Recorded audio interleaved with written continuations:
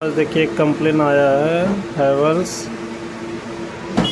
UV plus R O का। इसमें इसको खोले हुए हैं तो देख रहे हैं नॉट वर्किंग का। इसका पीसीबी में प्रॉब्लम था। पीसीबी को हमने चेंज किया लेकिन उसके बाद भी ये प्रॉब्लम बना है इसमें एरर का।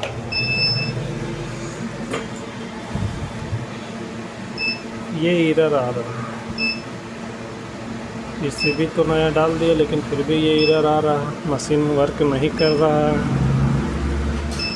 अब इसमें हम देखते हैं क्या कर। इसमें दो इलेक्ट्रिकल पार्ट्स हैं। एक लैंप है, जो लैंप हमारा सही बता रहा है। लैंप चेंज करने के बाद भी देख लिया। एक लैंप है इलेक्ट्रिकल पार्ट्स और एक ये एसबी है। तो हमारे हिसाब से ये एसबी में प्रॉब्लम है। ये एसबी को हम अब चेंज करके देखते हैं क्या रिज़ल्ट आता है।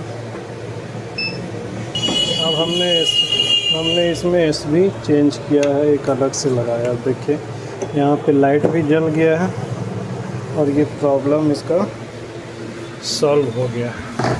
अब ये थोड़ी देर में पानी लेगा और अपना वर्क चालू करेगा।